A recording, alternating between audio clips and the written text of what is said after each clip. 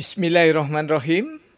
Pemirsa tercinta yang dirahmati Allah Tuhan Yang Maha Esa, bersua kembali di kanal Hikmatologi. Monolog sederhana mengajak diri kita masing-masing berpikir, kian melembut, cerdas, dewasa, bijaksanakan hati nurani, berdasar kitab suci agama kepercayaan yang kita yakini. Tentu saja upaya serius terus-menerus tak kenal putus untuk menghayati, mempedomani, mengamalkan nilai luhur Pancasila niscaya dalam kehidupan sehari-hari. Pemirsa yang dirahmati oleh Allah, masih di hari Jumat, kita mencoba secara psikologis ataupun sosiologis, ya, atau tepatnya psikososiologis, untuk mencandera tentang perintah Allah yang ada di dalam surah ke-40 atau surah Al-Ghafir atau surah Al-Mu'min, ya, ayat ke-60. Karena tak jarang kita putus asa justru karena doa. Jadi bukan putus asa karena tidak berdoa. Bagi mukminin dan mukminat, muslimin muslimat, justru ada kalanya terjebak. Bahkan mohon maaf, ya, termasuk saudara-saudara kami yang non-Islam gitu ya, ada yang terjebak pada doa sehingga bertanya, mengapa Allah Tuhan Yang Maha Esa, Sang Yang Widewasa, Gusti Kang Mumpeng Gesang, Tiens, kata saudara kita Konghucu, belum juga mengabulkan doa kami. Pertanyaan, jika itu diajukan pada ahlinya, pada sesepuh-sesepuh, ya frater, romo, pendeta, bedanda, biksu, bikuni, ya, tuan guru, ustadz ajengan, kiai, dan seterusnya. Jika diajukan kepada yang kami sebutkan tadi, insya Allah akan mendapatkan solusi, akan mendapatkan jalan keluar. Setidaknya pencerahan yang kita peroleh akan membangkitkan kita untuk senantiasa berdoa, berdoa, berdoa, dan berdoa. Pemirsa, ayat yang kami maksud di muka, Allah berfirman, waqala rabbukum ud'uni astajib lakum. Kita diperintah oleh Allah. Jadi ini kalau dalam bahasa Arab fi'il amr, ya, ketika kami kuliah ya, atau mondok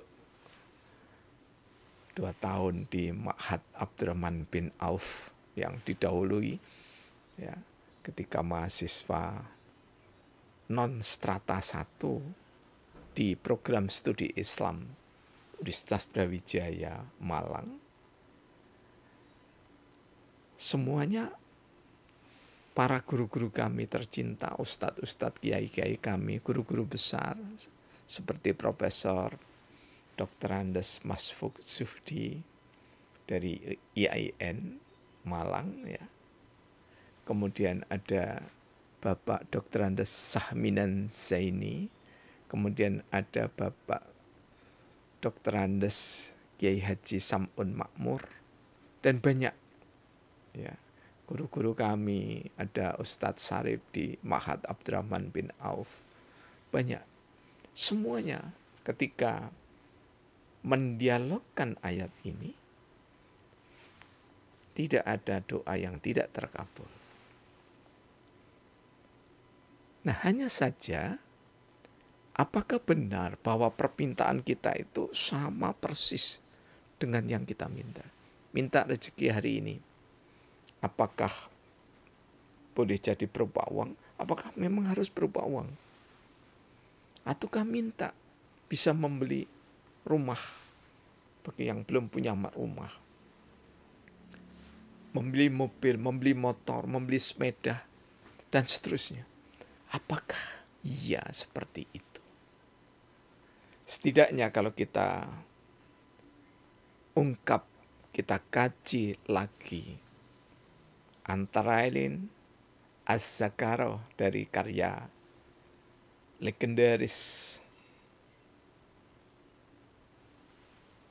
Imam Nawawi Al-Bantani Al-Jawi Al-Indonesi. Ya. Kemudian kita membaca karya legendaris Profesor Dr. Tengku Muhammad Hasbi As-Siddiqi di dalam Pedoman Zikir dan Doa.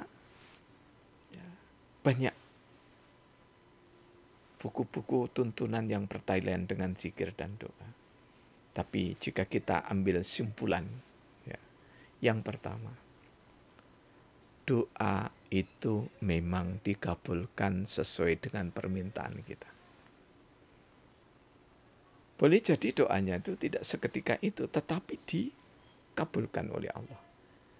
Ada yang memohon tiap hari di sujud akhirnya supaya bisa punya rumah sendiri. Ada yang 3 tahun, ada yang 7 tahun, terkabul betul. Punya rumah. Kemudian ada yang begitu disayangi oleh Allah, lama sekali belum terkabul permintaan-permintaan itu. Namun satu hal yang tidak boleh dilupa. Yang kedua, doa kita tidak dikabulkan ketika itu karena ada tulisan Allah di Lauh Mahfuz, kita akan celaka di hari atau di tahun ketiga itu. Tetapi diurungkan oleh Allah. Sementara doa untuk punya rumah tertunda. Kita contohkan satu saja ya, punya rumah. Kemudian yang ketiga, kita masih tetap berdoa untuk punya rumah. Tetapi doa itu juga belum dikabulkan persis punya rumah. Namun anak kita lolos dari ujian seleksi masuk sekolah atau lolos ujian kepegawaian. Dan yang keempat, boleh jadi doa kita untuk memiliki sesuatu belum dikabulkan oleh Allah. Yang keempat ini ya insya Allah ya.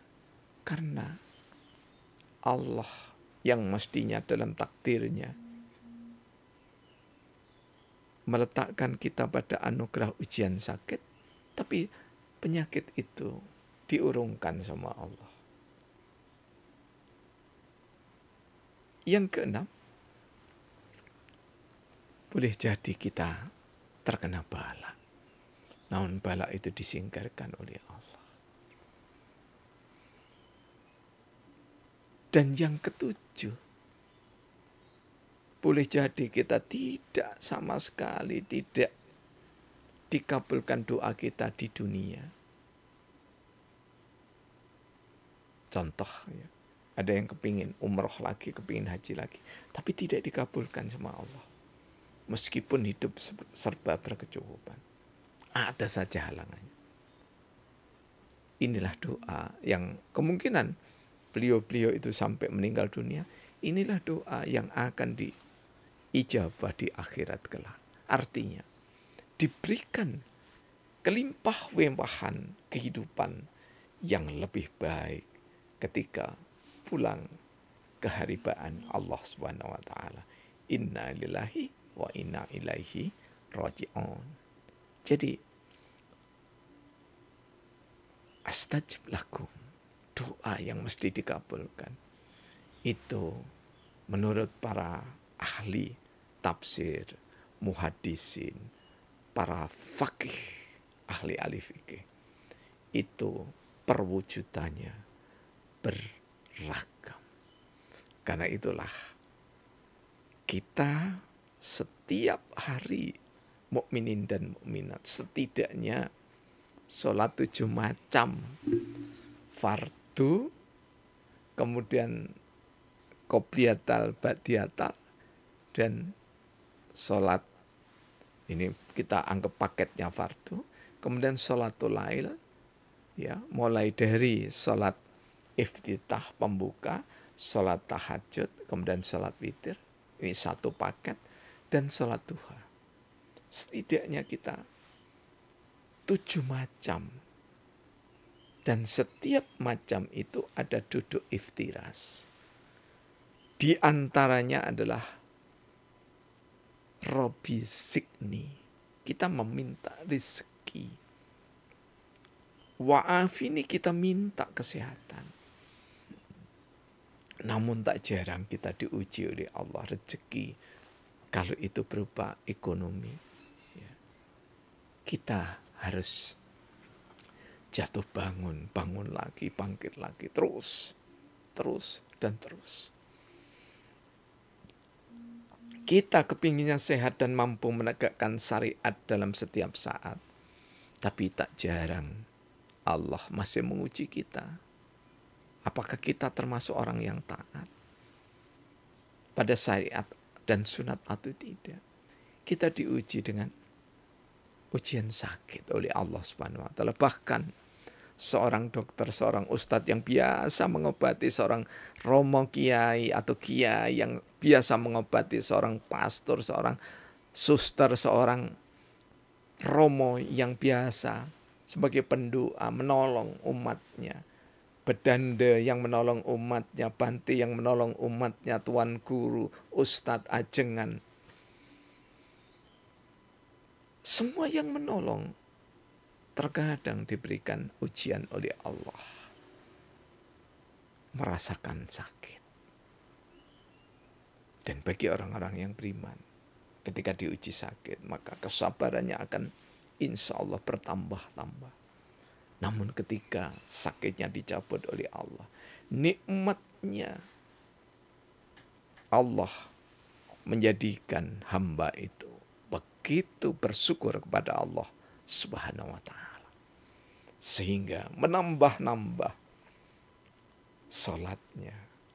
Di antaranya yang sudah kita bicarakan di nomor yang lalu, salat intisar, salat yang boleh 2 rakaat dan boleh jadi kita terus saja salat, karena salat intisar termasuk salat mutlak, terus salat sampai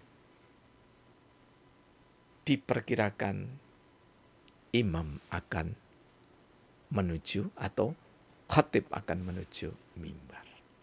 Mudah-mudahan doa kita diijabah oleh Allah SWT di dunia ini dan juga lebih dari itu di akhirat. Sehingga kita betul-betul menikmati kebahagiaan abadi di akhirat lewat jembatan emas, katanya Bung Karno, hidup di dunia ini. Terima kasih atas dukungan, perhatian Anda, kritik, saran, request atau pesan yang membangun, tentu menambah motivasi kami. Alhamdulillahirabbil alamin. Praktek biologi dan bersama